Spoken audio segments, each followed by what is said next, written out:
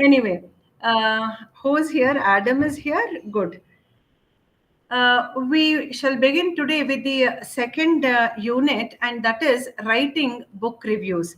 Last class, we saw how we had to write a feature article, and that was basically about writing about women. And we saw how we had to write a review a feature article on women.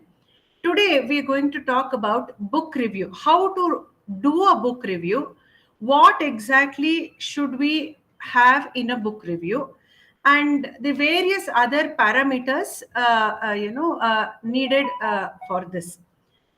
Uh, First of all, what is a book review? A book review is a form of literary criticism in which a book is merely described, where you give them, a summary of sorts, and you have to analyze it based on the subject matter, content, that is, content, style, and what are the plus points, strengths, and weaknesses that a book contains. Basically, book review means you read a book and then you write the plus points, minus points about that book. Are you able to understand? I mean, am I audible? Am I clear?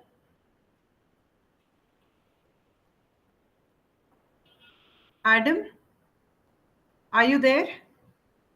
Yes, ma'am, I'm there. Can you see the screen? Am I audible? Can you understand what I'm saying? Yes, ma'am, everything is clear. Okay. Now, where can this review go? So review basically means to analyze. So how do you analyze a book? So you need to have read a book, and based on your reading, your understanding, you have to present it. I mean, you have to review it. You have to analyze it. That is what is called a book review. Now, where do you generally put this? Where is this carried? So this is carried basically for periodicals, journals, magazines, newspapers, or you may even do it as part of your project work, school work, project work, college work, or it can be for websites, book websites on the internet. When you go to Google, you will see that bar, on top, which says all images, books, more articles, scholarly articles. You have those things, on the top, isn't it? So you can also, review a book and then put it on the net for other people to read it. Now, what is the purpose of a review? Basically, a review is done so that other readers get an inside picture of what that book is all about. So based on the review, I will decide whether I want to read the book or I want to buy the book or whatever. Do you understand? So that is the reason, that is the purpose of a review. Now, you will find this in almost all newspapers, major newspapers carry this. Magazines also carry book reviews. You know that. Now, what is the length of a review? The length of a review is, it may vary sometimes from a small paragraph to a full length essay. So it can be that, it can be from a small paragraph. From that small paragraph, it can go on to a full length essay. So this is the length of a review. Generally, it is not correct to say that the review can be this short or this long or whatever. You should not refer to it like that. In other words, it should have around 600 to 700 words. Otherwise, sometimes what happens, you will be commissioned to do a book review. A publisher will ask you to write a review. In such an instance, he will specify it should be around 1500 words or it should be around 2000 words. So specifications will be sometimes given by the publisher, and you have to stick to those stipulations. But otherwise, generally, A normal book review length would be anywhere between 600 to 700 words. Okay. But you may wonder now, why this kind of a constraint? Why this word limit for a review? This is because space is something which is very precious. Now, when it is commercially carried, when your review is commercially carried, there they will weigh the pros and cons of spacing it in. It means money for them, isn't it? So they will have that particularly in mind, and they will specify accordingly.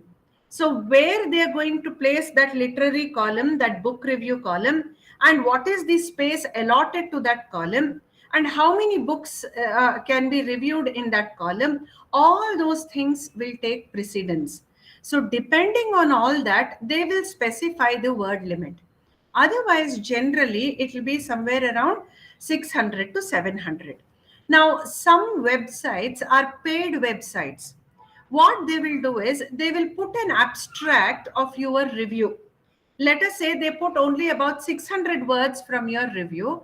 The rest, if I want to read, I will have to sign up.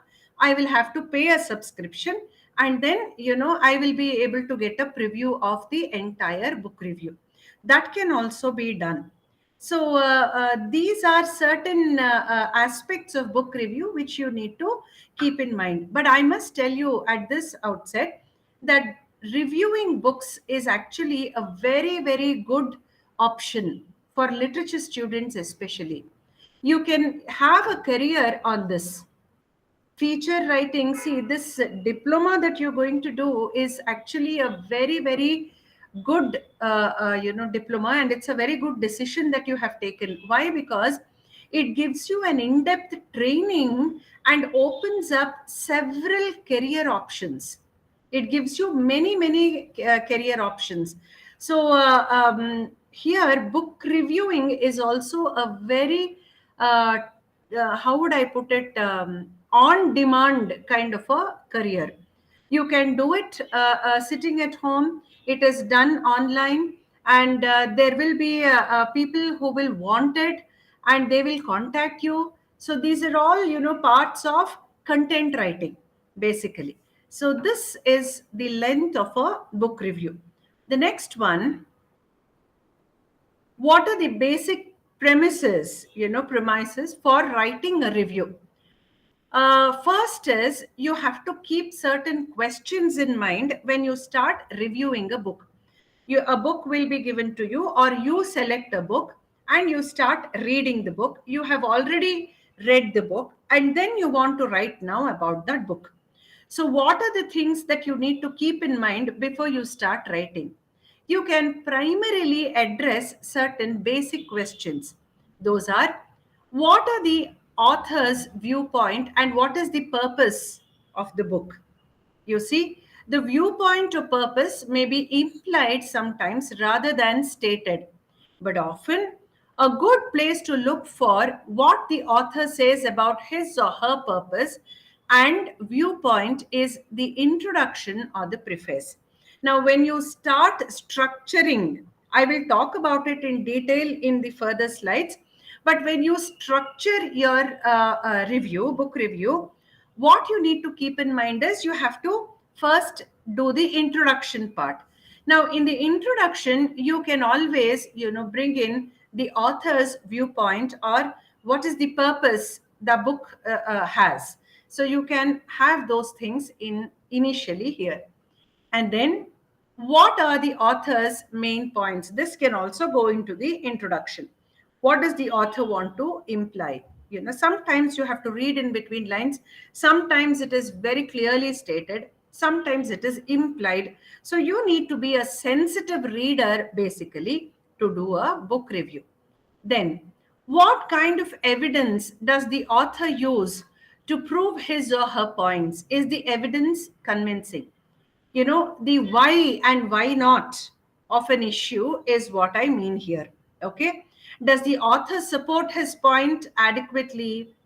Does he justify his stand? And how does this book relate to other books on the same topic? This is something which you need to find out.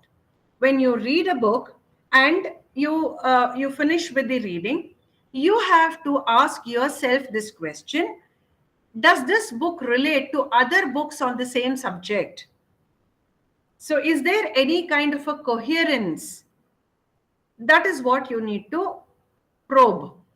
And then, is it unique? Or, in the sense, does it add some new information? What kind of readers is the book targeting? That is also important. And how would you find this book useful? That is also important. You need to keep all these questions in mind when you start your reviewing. Does the author have the necessary expertise to write the book? So, in other words, it is a summative evaluation that you do about the book. So you take everything into cognizance here. You need to keep in mind basically what the author wants to say and the manner in which it has been stated, and then the coherence or the relation the book has amidst other books on the same subject. And then, of course, the very most important thing: is this book unique in any way? Is it very unique? Is it different from others? Does it have some privileged information? Does it carry any new things in it? So you have to keep your mind open to this, and then probe into the author's style. How does the author write this?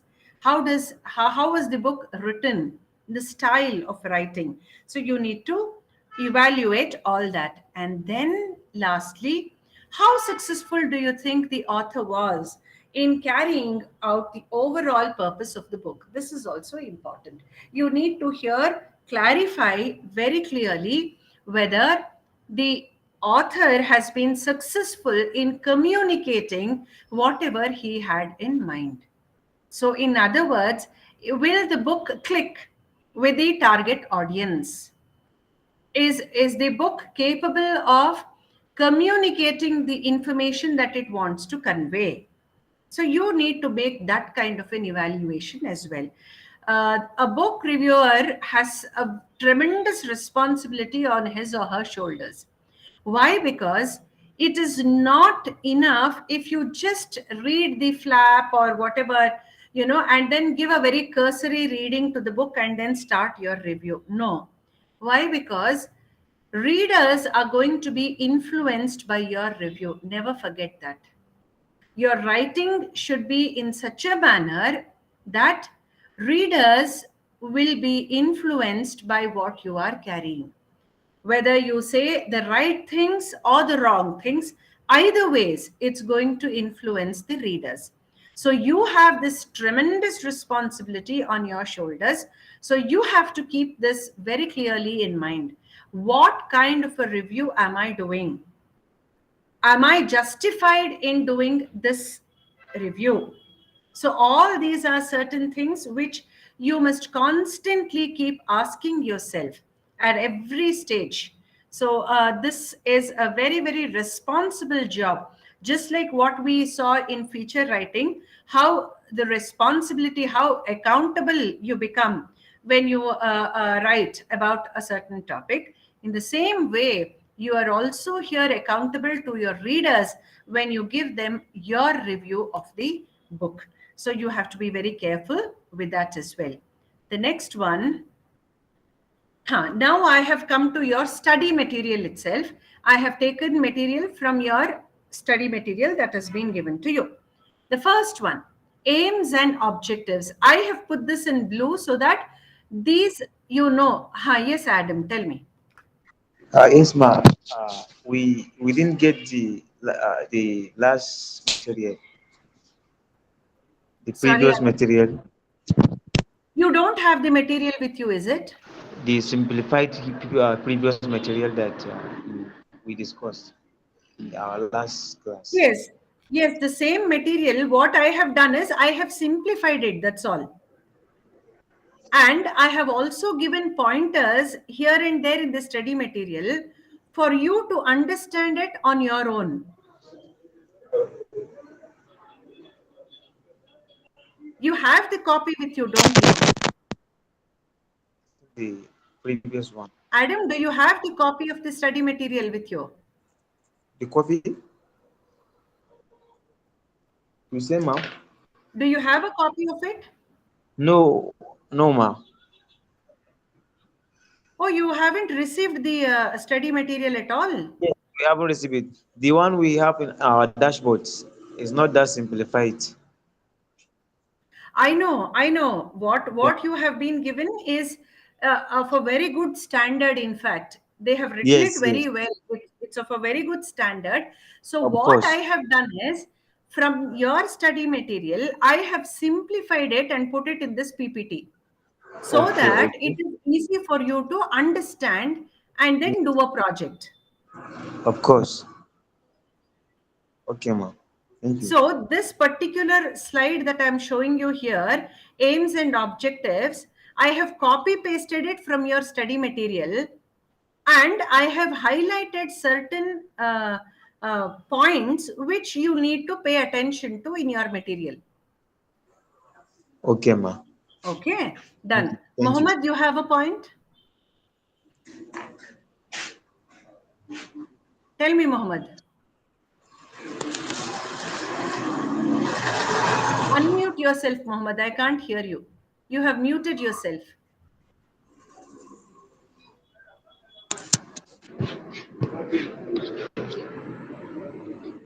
Unmute yourself. Can you hear me now? Tell me, Mohammed. Can you hear? Can you hear me? Kalaman da ke incredibly. Can you hear me now? What is it, Mohammed? Yes, ma'am. I'm saying what Adam is saying is that last week Huh. you promised to paste the simplified lecture on our Yes. LSM, Yes. but you didn't. You didn't. Appa? You say you should post it on our LSM. It is there in the LMS portal. Did you go see? No, no, ma'am. The simplified one. This is the simplified version. Yes, you promised to paste it on our LSM. The Have one, you? the slides that I showed you last class, no? Those Yes, ma'am. slides, those slides will be put up on your LMS portal. Okay. So you have to go to the LMS portal and then see the slides there. But they didn't, ma'am. They do know that. They will do it. They will do it. If they have not done it, they will do it. Okay, okay, ma, it's all They right. will do it. They will do because a recording of all our sessions is with them, and they will put everything up there. It's okay, ma. Okay. It's I will okay. raise this issue with Dr. Heba Malini as well, and I will Okay. tell her that you have not been able to access it on the LMS portal. Thank you, ma. That's very good of Right. you, ma. Right. I will Thank do you. that. I will do that. Thank Okay. you, ma. So Thank you, ma. here in this aims and objectives, from your material, um, it says if you follow these guidelines, you should be able to write a review.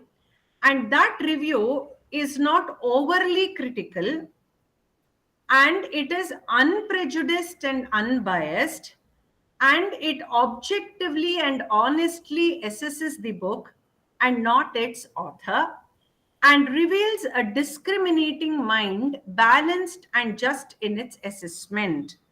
So, what is this trying to tell you? It is trying to tell you that your review should be an honest opinion of the book. You should not be influenced by the writer.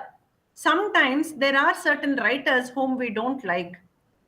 Then naturally what happens, whatever we read written by them, we tend to be a little prejudiced. Oh, this is not okay, no, this has not been written well, and it shouldn't have been written like that, it should have been written like this. All these things come into our mind. But a review should never have that kind of a prejudice. You should not merely look at the writer, who the writer is, but you must look at what is written by the writer. The book becomes more important than the author. That is what I mean. Okay. And then it should have, a very balanced opinion, in the sense it should, the review should have the strengths and the weaknesses mentioned in a balanced manner. If you're presenting the strengths, you should also take care to see that you're aware of the weaknesses as well. So that is important. How you present, in what manner you present, that becomes very, very important. And lastly, your review should not just be a reflection of your own scholarship. No, you are not writing to show how well read you are. You should write to show how good or bad the book is. So that should be your intention. So we must take care of that as well. Now, what are the certain pitfalls that we have in writing book reviews? This is important. One of the banes of book reviewing is prejudice. As I mentioned earlier, we tend to be a little prejudiced, so we should not do that. Either ways, what are the three kinds of prejudices that one has? One is personal prejudice, parochial prejudice, and then a very sexist approach. What do we mean by this? Personal bias. There are reviewers to whom certain writers are just anathema. They would tear apart everything published by any of these writers. See, personally, I don't like a writer. Whenever I get a book review of that particular writer, I make sure that I present the book, in a very terrible fashion. Horrible. I tear the book apart and, say, this is not correct, that is not correct. I'm being unduly critical only because I don't like the writer. Now, this is called a personal bias. Okay. And then what is parochialism? Parochialism means we become partial. You see, when we get writers from our own belt, then we tend to unduly praise them. If they belong to our region, our language, or perhaps caste, as is prevalent in India, what happens? We become very partial. We ignore the weaknesses. We only highlight the merits. Why? Because we are being partial. We are not being impartial. So one of the biases is being partial. Partiality. Parochialism is being partial. And then, of course, a sexist bias. A woman reviewer may take an unduly sympathetic attitude towards a female novelist, poet, or social commentator. See? But in a dispassionate review, sex doesn't intrude. The book's intrinsic merit should be the only criterion. True. Just because I am a woman, I should not feel too sympathetic towards another woman writer. As if to say that just because we are women, there's a bond between us, and whatever is written by that particular woman writer, everything is acceptable. No, that is not the right attitude. That is not the way a book review is done. You should not have that kind of a sexist bias. It is wrong to have that. The book's merit should, be of the highest importance to us. What the book says, what the book intends to do, that becomes more important to us than the other factors that we have discussed right now. Then, the review should retain a tone of objectivity in exposing the shortcomings of the book. Now, when we write the weaknesses, when we criticize, when we bring out criticism, we must make sure that our criticism is constructive criticism and not destructive criticism. This is important. See, our criticism should be in such a way that the writer finds a lot of benefit from it. He or she can take a criticism and improvise and perhaps improve in the next writing that he takes on. So that is how it should be, a constructive criticism. It should not be destructive. And when you put in these critical points across, the shortcomings of the book, not critical points, the shortcomings of the book, you should be objective in doing it. You must point out why that is a weakness. In the context of the book, when you mention a particular weakness, you must take care to justify why you think it is a weakness. It is possible. It will be there available in the book itself, or from your reading, extra reading, you will be able to identify it, isn't it? So you must write that in such a way that the weakness is justified. There is an objective tone to it. Objectivity is very, very important in a book review, especially when you are scoring the demerits of the book. Then, never attempt to review the book without reading it. This is something which many people do. They read other reviews of the book and then attempt a review on it. Wrong. And sometimes they read the blurb that is there on the book, the flap of the book. They read that and then, they want to write a review. Wrong. You should not do it, because it is not a good review then never use reviewing as a weapon to avenge your prejudices. See, this is time and again coming up, which means to say that it's a very important factor in book reviewing. You must not use it as a weapon because of your prejudice. You should not use book reviewing to air your prejudice. So it should not become a weapon, where you avenge yourself against a person. Wrong. Then keep the focus on the book rather than displaying your erudition. This is so important. So many times, we read book reviews which are more dense than the book itself. A book review basically should be in a position to tell us whether it is a good book or a bad book in simple terms. And when readers read the review, they must be in a position to conclude for themselves whether it is worth reading it or not. But the review, so that is why the review should be in simple terms, simple language, clear. But many times what happens, the reviewer wants to show his or her scholarship. I have read so much and I know much, such good language. So use all difficult sounding words. Tell me, Adam. Yes, ma'am.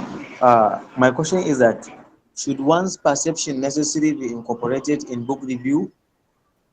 What is operated? What I mean is that should one understanding, like I want to review a book. So should Huh. I incorporate my understanding when reviewing the book, like to give my idea or to Yes, write my you must give understanding? your idea. Yeah, you're Okay, right. Your idea is what is needed. Your okay, opinion about the book means book review. okay. Thank you, ma'am. Okay. Now, when you're giving your opinion on the book, you must do it in simple language, simple terms, so that when I read the review that you have written, I will decide whether it is worth reading that book or not. Sometimes it so happens that when you write a book review, you want to sound very scholarly, you use all high sounding words and all that, complicated sentences, complex compound sentences, subordinate clauses, lots of subordinate clauses, you use like that. Then I don't feel like reading your book review, let alone read the book. Right? Your review should be in a position to guide me whether to read that book or not. Now, when your review itself is so difficult for me to read, then where is the question of me reading that original book? Isn't it? So we must take care not to do that. Our focus should be on the book and not display our knowledge. Now, how to get started? How to write your opinions about a book? How to do your review? Writing your opinions means reviewing, writing a review. A review means writing your opinion about the book. So, how to get started? How do you get it? How do you get started? First, start with a couple of sentences describing what the book is about. Now, in a draft, you always have to do a draft writing, isn't it? Before you do the final writing, you prepare a draft, isn't it? So you roughly Yes. write. That is called a draft. So first start with a couple of sentences which will describe what the book is all about. And then discuss what you particularly liked about the book. First is generally write a few sentences about the book. This book is about this, and that. And then write what interested you particularly in that book. Then what you did not particularly like in that book. What you like, what you dislike, both you must write. And then round up your review. And if you want, you can give your review a rating. For example, I rate this book on a scale of 5. I give it 4 stars or 4.5 stars. So you can rate it if you want, but it's not needed. Sometimes the publishers ask you to rate it, sometimes they don't. So it is optional. Now, what is a review template like? What is a book review template? Template means format. So what should it have? The book review format should have an introduction, it should have a body, and it should have a conclusion. These are the three main things. Just like an essay. When you write an essay, what do? You generally write,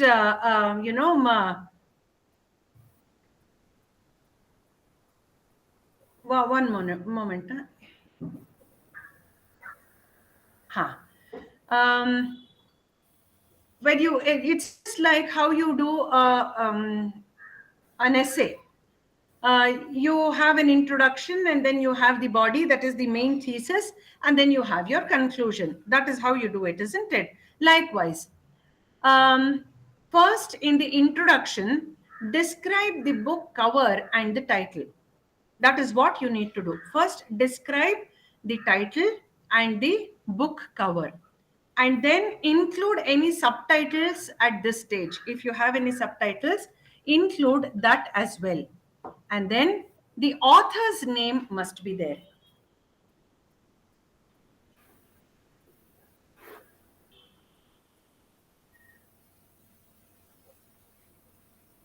Are you able to see it?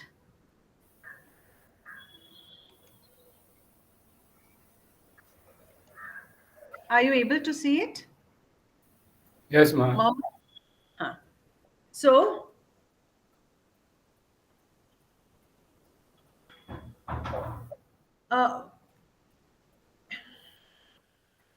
it should include, in the introduction, should have, one moment.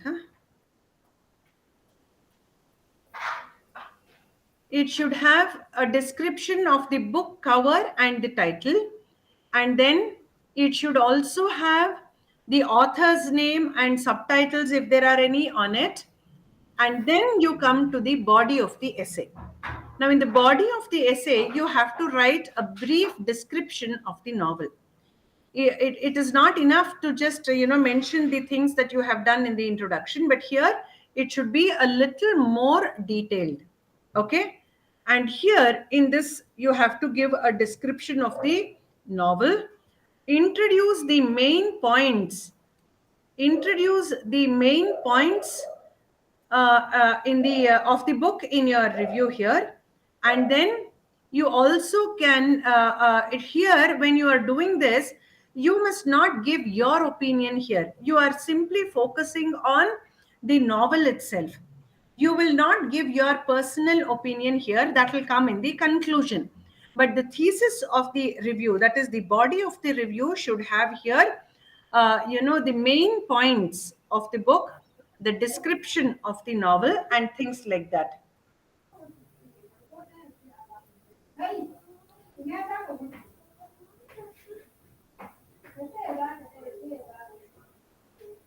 And then the thesis, that is the body of the review. I continue with that. You must try and see if you can have at least 3 quotations from the novel. See if you can have 3 quotations, quote from the novel.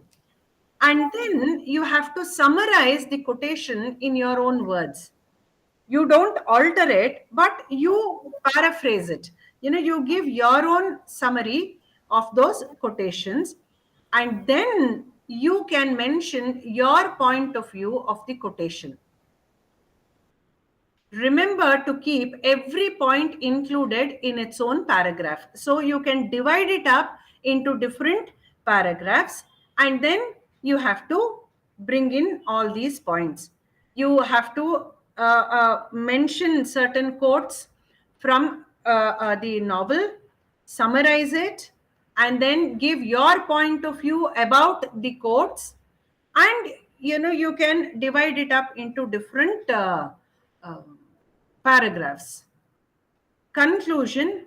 Now you can give your final opinion of the book here.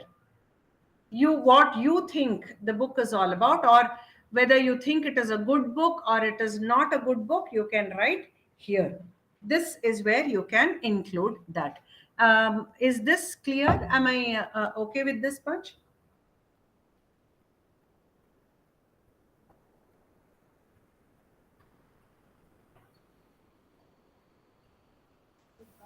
Yes, ma'am. Okay, good. Now the second one, aims and objectives.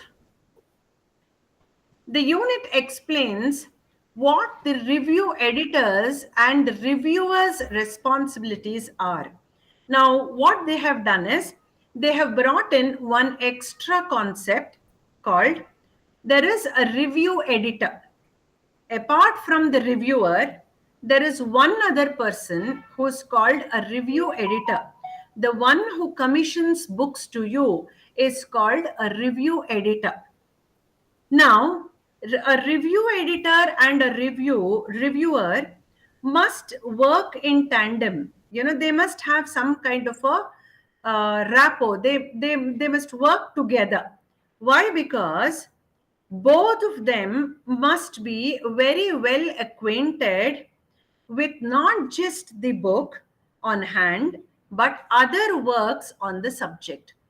They need to know what other books are written about the same subject. They must have that kind of a knowledge. It is very important to have that kind of a knowledge. The review, what does the review editor do? I mentioned this concept, isn't it? So, what is the function of a review editor? He first examines very, very objectively, dispassionately, very, very objectively, the value of the book. Is it worth to be reviewed? Does the book merit a review? Sometimes some books, are so superfluously written that it just doesn't require a review at all. So in that case, the review editor should take a call. He must now take a decision and decide whether the book needs to be reviewed or not. That is one thing. And then he has to edit what his reviewer has written. Now he commissions a book to a person, to a reviewer. The reviewer reviews everything. After the review, what happens? The review editor should review the review. He must go through that and edit it properly. He must fine tune it. That is what I mean. And when he fine tunes it, what does he do? He has to keep in mind the policy of the publication house. There are certain rules and regulations that every publishing house has. So he must keep in mind what the rules are about his editorial house, his policies, the editorial policies. Tell me, Adam. Adam, tell me. Yes, ma'am. My question is that what if you don't have a book reviewer as an editor? What if you don't have What a is book reviewer? What if you don't what have a book reviewer? you will have? Every publishing house will have reviewers. That is why book reviewers are in great demand. Okay. Every editorial will have a book reviewer. Every publisher, every publishing house will have reviewers. Okay. The Okay. review editor commissions the book to those reviewers. See, you, I, and all others, we are all, let us say, reviewers. And Okay. we attach ourselves, or we advertise, on the net. There are certain sites, where they ask for book reviewers and all that. So let us say we are registered on those sites. Now these publishing houses, the review editors pick us up, they select us, and then they commission books to us. And whatever review we write, the review editor edits that. He has to do it. He has to find out if we have written it correctly, or if, whether our writing is good or bad. He reviews our review. Do you understand? Yes, ma'am. Yes. So next is what are the responsibilities of a reviewer? Now, when you and I are reviewing, we are book reviewers, let us say. What are our responsibilities? What should we have? We should judge if anything new has been said in the book. See, it is very important for us, for reviewers, to be very well read. And generally, they ask for our preferences. There will be certain areas where we are specialized in, and they commission us such books written in such areas, in such topics. Now we must have an idea of the other books written, in the same subject. So when we read this particular book that we want to review, we must be in a position to see if there is anything new in this book that has been said, or is the writer saying the same things that many others have already said it. Okay. And then we must be well read and well acquainted with other works on the subject. I told you, in order to find out if there's something new in this book, we must have a knowledge about the other books in the same area. Okay. He must compare the book under review with other similar books. So we must compare it. We must compare and see whether there are other books in the same area, and how this has been written compared to the other books. And he must tell the reader if the book was necessary, or if it filled in the gaps in information. So whether, since there are so many books written on the same subject by so many others, we must be in a position to tell the readers whether this book is needed or not.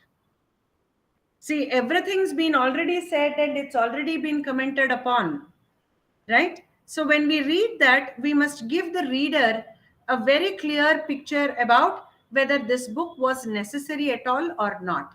There are already so many books, so this book was quite unnecessary because there's nothing new in this book in that sense. So we must be in a position to say that in our book review.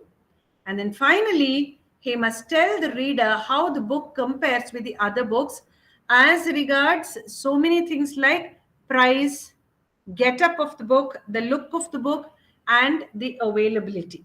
So we must be in a position to tell the reader or give the reader all this information.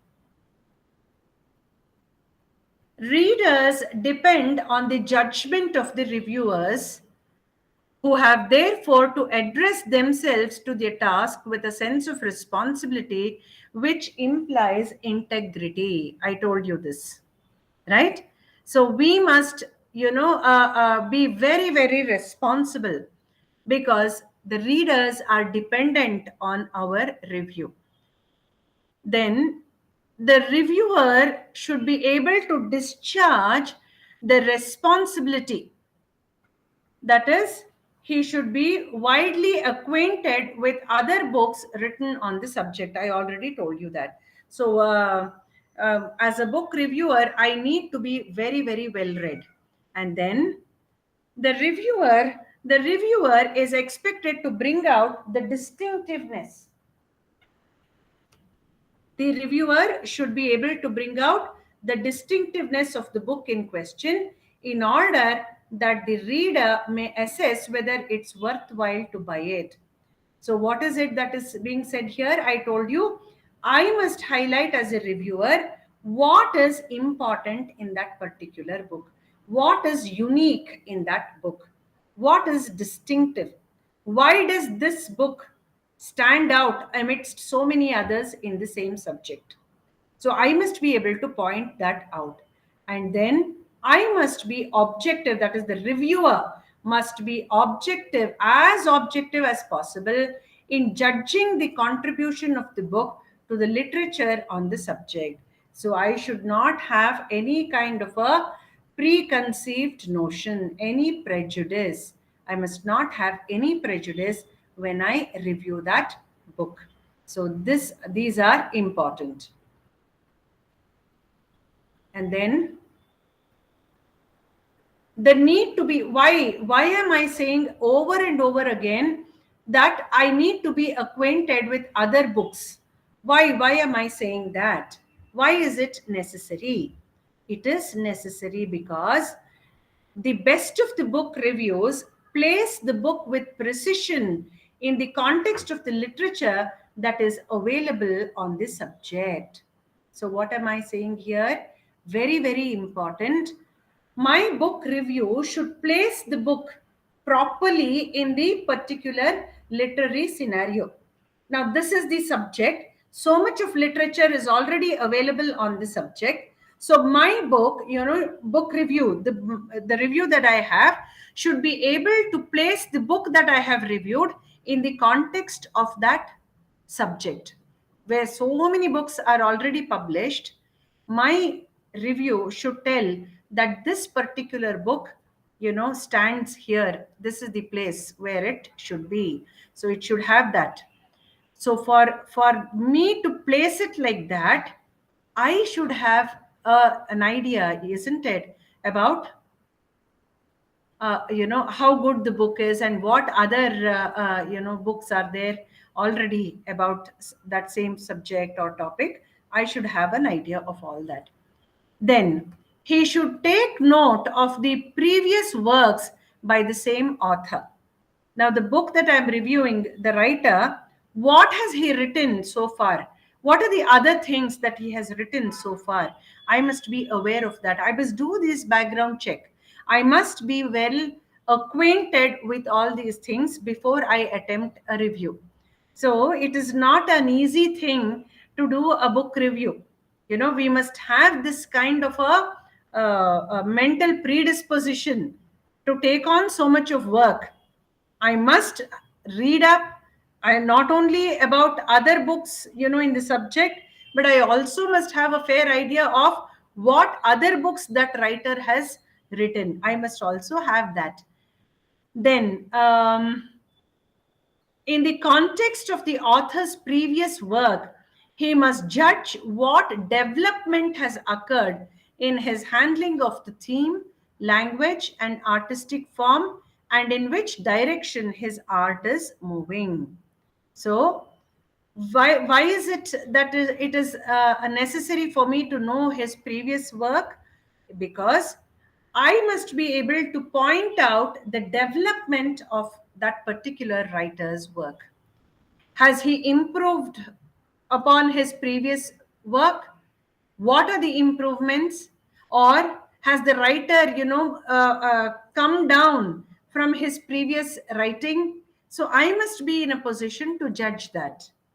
So I must be very objective and evaluate the writer based on his own work previously, so that I present to the readers the development in his work. That is important. And then, even when it is scholarly work, the reviewer has to take note of the development of the author's ideas, attitudes, and modes of presentation of his material. Now, what are the different ways in which I can trace that development? The development is through his ideas, through his attitudes, and modes of presentation of his material. Now, to quote an African writer himself, now let us say I want to do a book review of a book written by Chinua Achebe, or Wole Soyinka, or Kofi Avnor, right? Or Gabriel Okara. So many African writers, right? Now, supposing I want to do a book review on any of their works, one book. Now, I must be in a position to place a book that I am doing. Now, let us say Okara's Voice. If I want to do a review of that, then I must know what other works have been written by, what other novels or other things that Gabriel Okara has written. And what is his development now as a writer in this particular novel, The Voice? I must be in a position to say that. Moreover, not just this, I must also be in a position to say how he has been able to develop his ideas, his attitudes, everything in that particular novel, The Voice. Do you understand? So these things are very, very important. So that is why we need to have researched very well before we attempt a book review. Now, what is the review editor's task? I mentioned a review editor's job there earlier, isn't it? Now I go back and then, bring that forward, and then let's see what is the review editor's task. The review editor enters the picture before a reviewer does. How? He has to screen the books first before giving them to the reviewer. So the review editor's job begins ahead of the reviewer, because from so many books that he has, he first has to read all that and then decide which books need to be reviewed. A publishing house will have got so many books. So a review editor, should be placed in a very, very, it's such a tough task. He needs to have read those books and then decide whether that particular book has any value. Does it have any merit? Does it merit a book review or not? That is his job. So he has to start like that. So his job begins much ahead of the reviewer. So he screens all the books that have come to him. He selects certain books that need to be reviewed so that he can give it to the reviewer. Okay. And then a certain amount of scholarship is essential for carrying out this assessment. Otherwise, his decisions would be irresponsible and faulty. The review editor should be well read. To pick the books also, he should be well read. He should know which books he should take. So to select those books also, the man should have a certain scholarship. So it is necessary for him to be well read. Otherwise, his selection will not be a good one. That is why it is necessary. Then he selects for review a certain number of books depending on such criteria as the preferences of his readers. Now, every publishing house will know its readers. What kind of books will the readers prefer? They know from their sales, isn't it? What kind of books are selling well? So they know their readers' preferences. So many times, often what happens is the review editor should be aware of the reader's preference. He must know what kind of books the readers want, and he must select books accordingly and then give it to the reviewer to do a review. And then he prescribes a certain length for each review. I told you early on at the beginning of the session itself, I told you it depends anywhere between 600 to 700 words. I told you that, isn't it? Now it is the review editor who determines this. And I also said at that time that it's basically dependent on the publishing house. They will tell you how long your review should be, right? So here we understand it is the review editor's job to fix the word limit. And then, since he handles books on several subjects ranging from Marxism to spiritualism or gossip to nuclear, etc., etc., he adopts an interdisciplinary approach to the books reaching him. So there are any kinds of, you can't just say delimit it. A publishing house, I'm sure, gets a lot of books depending on the topic, various topics, varied topics. So a review editor, has to have a multidisciplinary approach. He should know this also, he should know that also. So his approach will be very, very multidisciplinary. And unlike the reviewer who is an expert, usually in a single area of specialization, the review editor needs to be acquainted with works on almost every subject. Why? Because there are varied topics. Books come on varied topics. So I told you it is interdisciplinary, no? He has to have an idea of all the subjects. Whereas a reviewer is safe because he has specified his interest. He has specified his area of excellence, expertise. So he gets books only in such areas. But a review editor is not like that. He must have a knowledge of all the subjects. And he must be in a position to select books accordingly from every subject. Now, how is the assessment of a book done?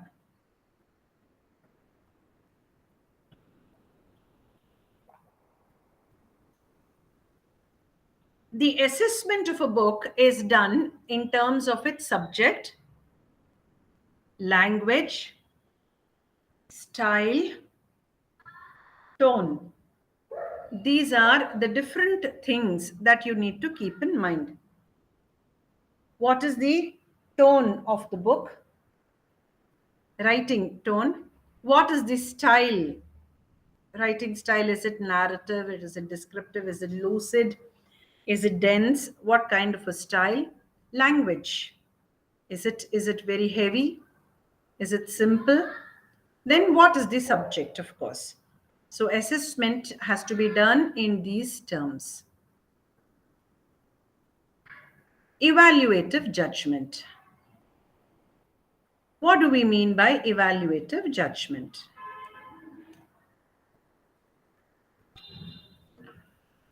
When a reviewer examines the value and significance of the central argument, analyzes the nature of its contribution to knowledge in the concerned area, and assesses its merits as well as its limitations, he is making an evaluative judgment. When you assess a book and then say, this is the value of the book in terms of the contribution that it makes to knowledge in that particular area, then that is called an evaluative judgment.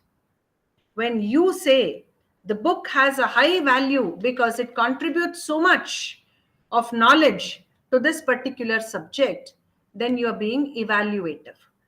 You are evaluating the book and you're passing your judgment. So that is called an evaluative judgment.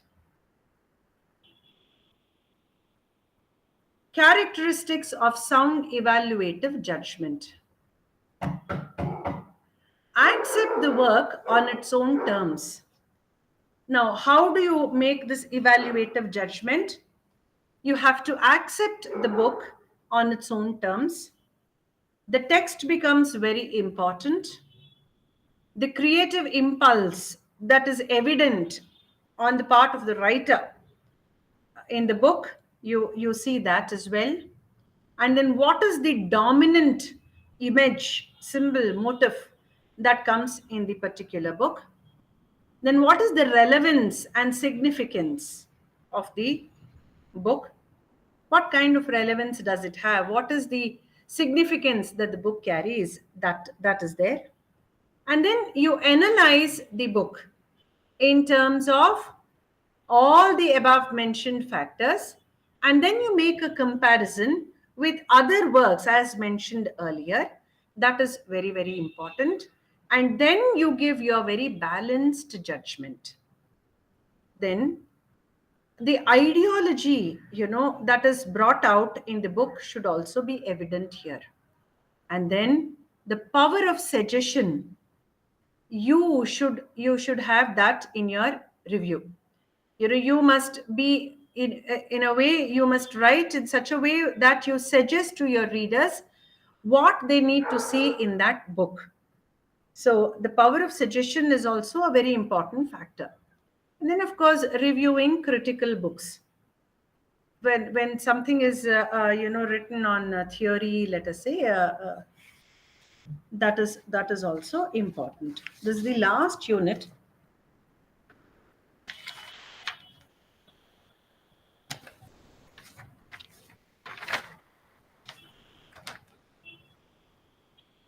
When you are reviewing a critical book, you have to be specific, whether it is about critical theories, or does it belong to any literary movement, or does it belong to a particular school of writing. All those things you need to bring into account. Now, let us look at all the things that I have put, there in a little more detail.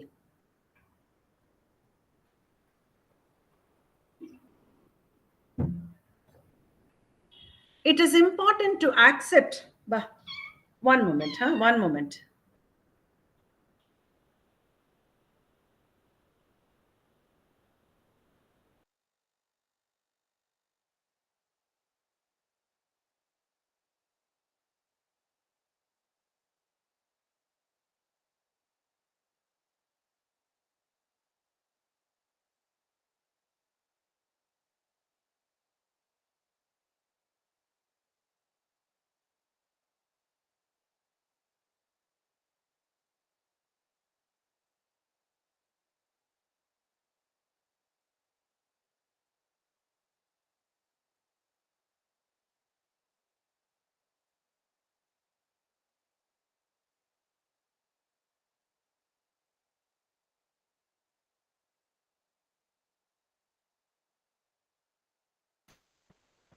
Sorry about that.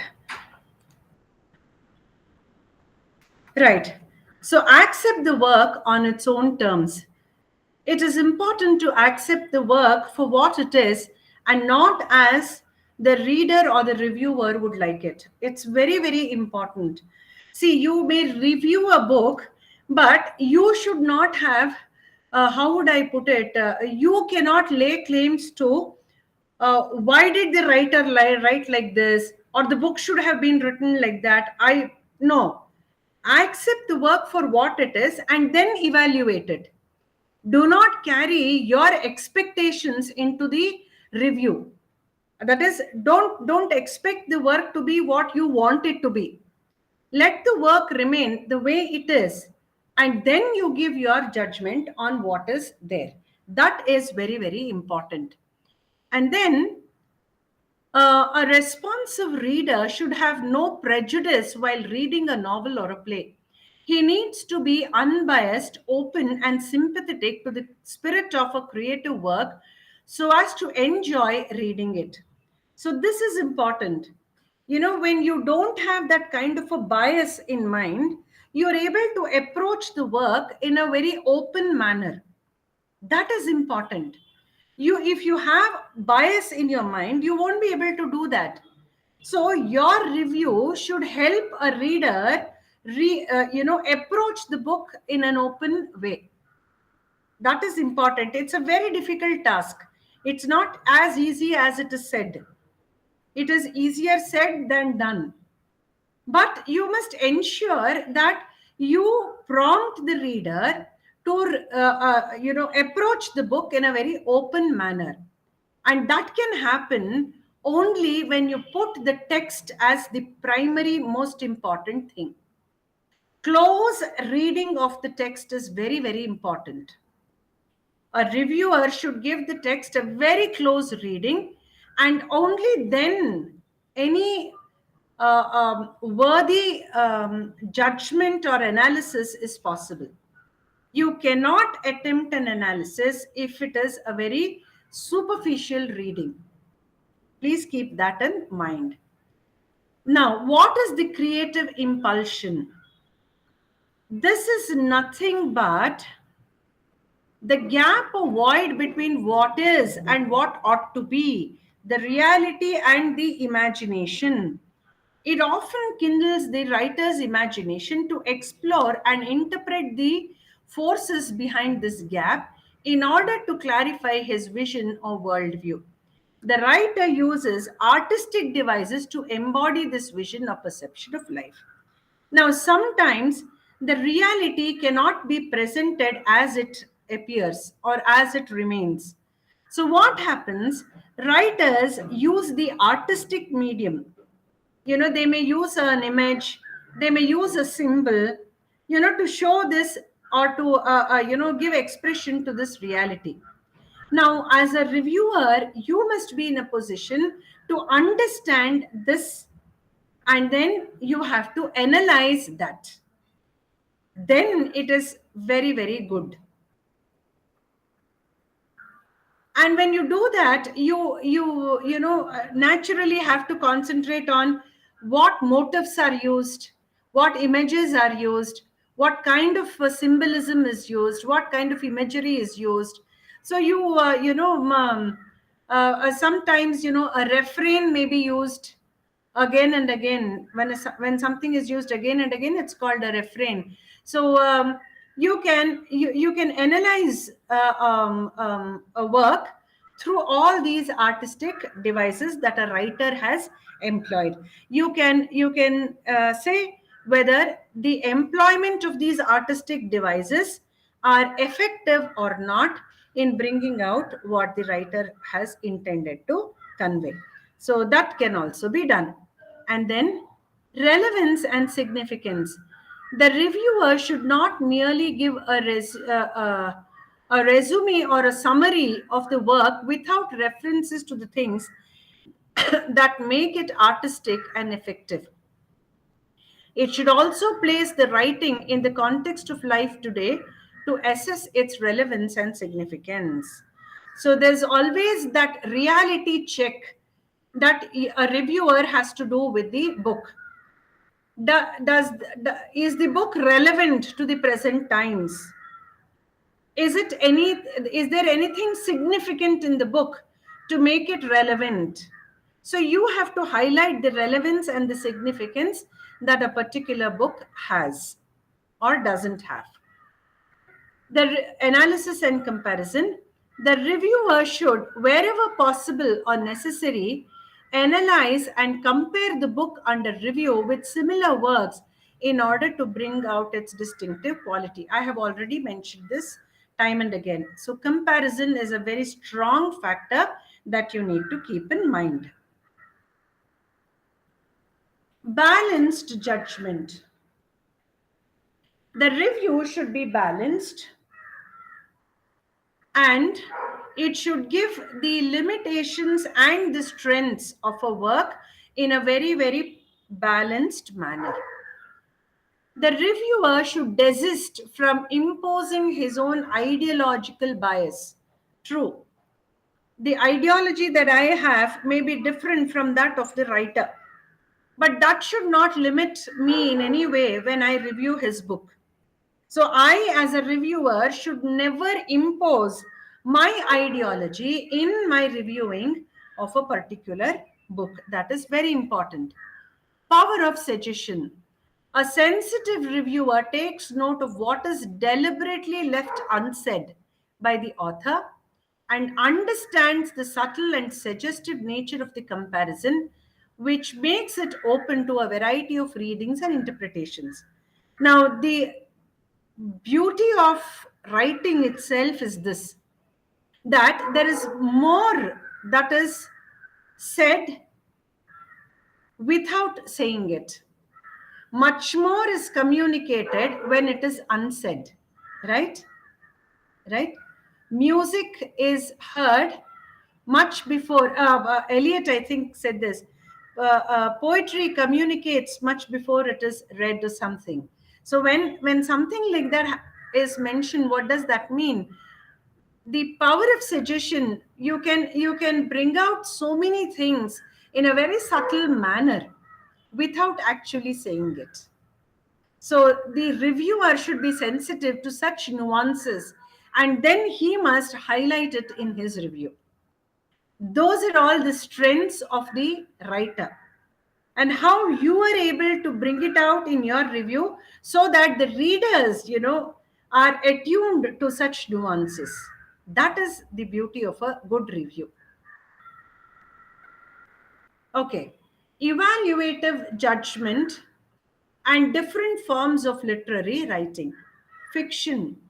Now, there are so many things when you review a fictional work.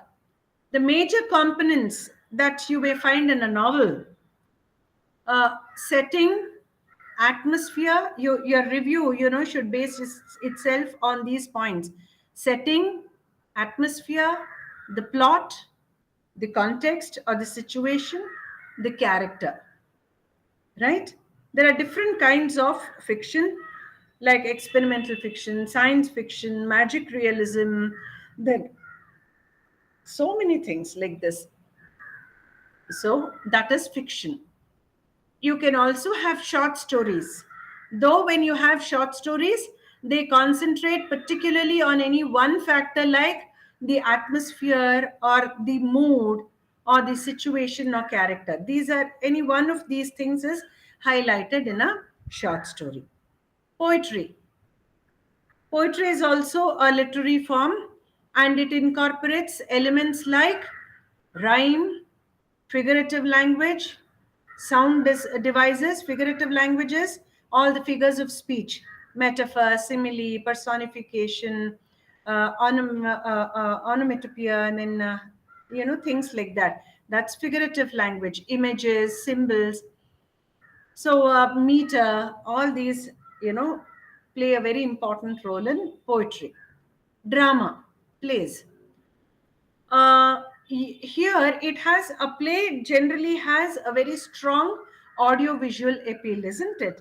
So dialogues are there, and then it is visual. Basically, it is a visual form, and then it includes atmosphere, situation, action, emotion, dialogue, character.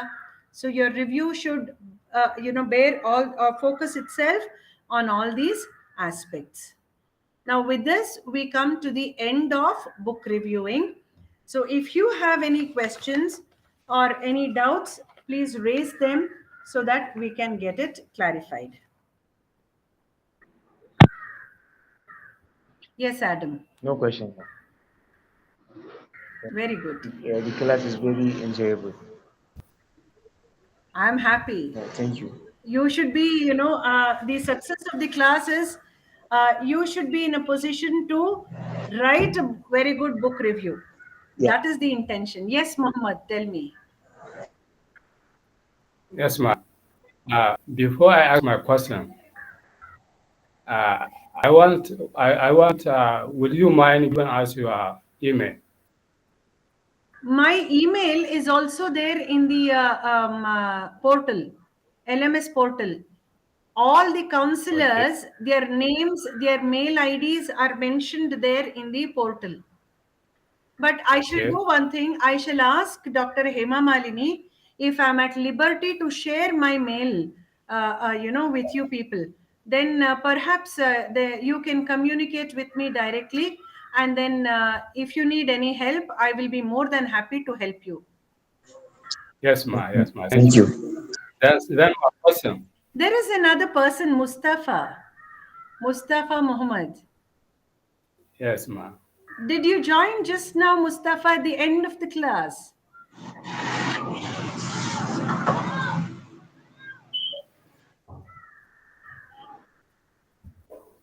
Okay. Any other thing? Anything else? Yes, yes, Was the ma. session The clear? question, It's my quite question, clear. ma. Okay. Tell me. Yes, ma. My question is, uh, can a person do book review on a personal basis? Huh. You can't review a book on personal bias. No, not a personal bias. I mean, as a person, on a personal basis, because Oh, the no.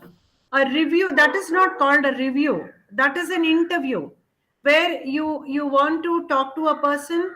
You will, talk to him, ask him questions, and then bring it out as an interview. That is the last part of this, unit. Interview is the last. 26th, I will be doing it on, doing interview. But no, review basically is about books only. You can do it on films. Film review is possible. Film review is possible. no. My question is, can I do book review on my own? Because you say mostly the book review is given to the book reviewer by the publishing company through a book Oh, you can do reviewer. it on your own. Yes. You can review a book on your own. You don't have to get it commissioned through anyone. Supposing you read Things Fall Apart by Chinua Achebe and you want to do a book review on that, you can. Definitely you can. On your own, you can. Okay. So it is not commercially oriented. No, not at all. You don't have to wait for somebody to give you a book review. You can do it on your own. See, for your project also, I think you can take a book review, read a book, Okay, and then, okay, you can present your review on that. You can write your okay, review on that. Definitely. okay. Yes, ma'am. Definitely. Thank you, thank you, ma'am. Yes. Anything else? Nothing, ma'am. No, ma'am. Okay. Can we wind up the session then? Yes, ma'am. Right. Now, I have one thing to suggest to all of you here. See, if you have specific questions or doubts after this session, the next session, before we begin the next session, next Sunday, raise it so that we can get it clarified. Take this Okay, 1 week's time, do your homework on this particular module. And then if you have any questions, if you have any doubts, get it clarified at the beginning of the next session. okay. You Okay, can ma'am. do that also. Thank you Noted, very ma'am. much. That is easier. And I think that is feasible because from what you tell me, you don't have the material with you now. So Yes, ma'am. Yes. you can access the material, go through what has been given and the slides that I have presented, do your homework, and if you don't understand anything, get back to me in the next session before we begin. 10 minutes before we begin, you can always clarify your doubt. Okay, ma'am. Thank you, Right. ma'am. Thank Right. Thank you, ma'am. Good day, ma'am. Have a nice, lovely weekend. Thank you very much. you. Thank you. Will I see you again next Sunday, for travel writing? Yes, ma'am. Okay. All right. Ma'am, Radha ma'am, can I wind up my session, ma'am?